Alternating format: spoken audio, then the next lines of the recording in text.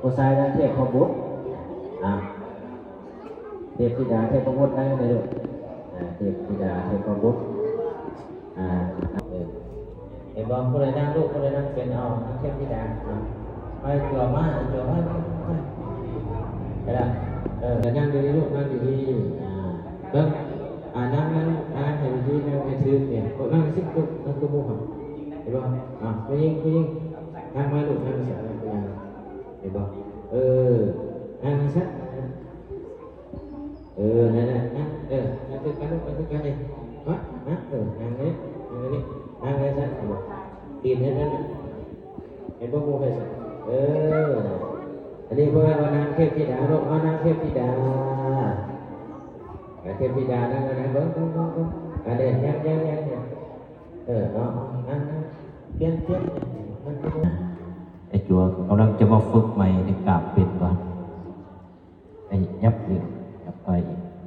เดี๋ยวประกาศลงจะก่อนนะ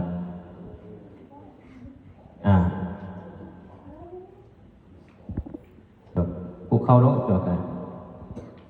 ว่าไปว่าคิวใส่เป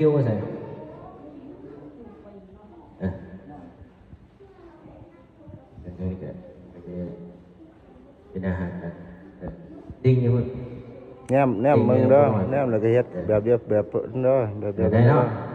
เฮ็ดบ่ล่ะสองตัวเอาคุกเข้านั่งคุกเข้าวันนี้เอานั่งโอ้วันนี้ก็เงียบดีนะวันนี้ฟังพระอาจารย์ว่าสะอาดบาทหนึ่งเขาตบของเขาบาทหนึ่งทั้งสองขังแต่ว่า2 บาทตบ2 ขังบาทแต่ฟ้าวพระอาจารย์ว่าสะอาดตบไปพร้อมกันเดี๋ยวมาตบเดี๋ยวพร้อมแล้วบ่เอาแล้วเนาะสะอาดตบปัดเดียวสะอาดตัวก็ตบน้ำสะอาดได้เนาะอย่าเฝ้าเย็นวางไว้ของเข้าก่อนมือวางไว้ของเข้า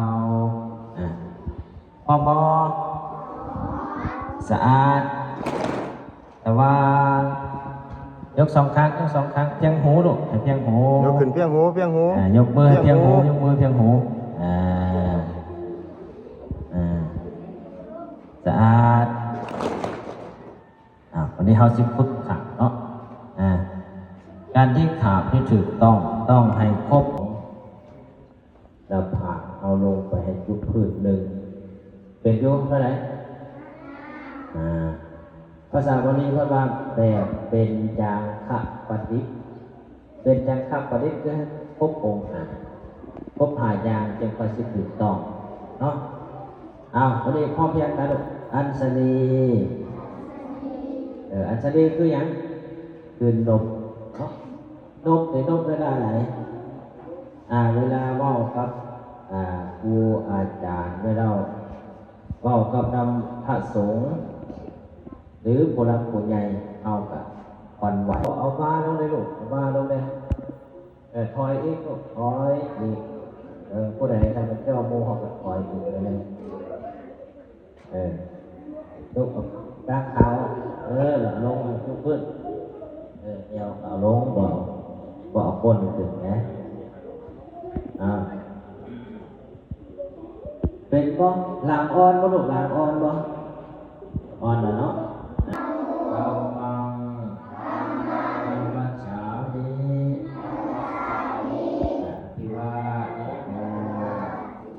ก้มส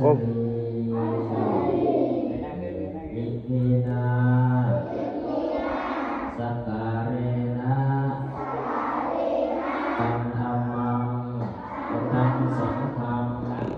โอสังฆังนัพพามิอภิวาโตอัญชลี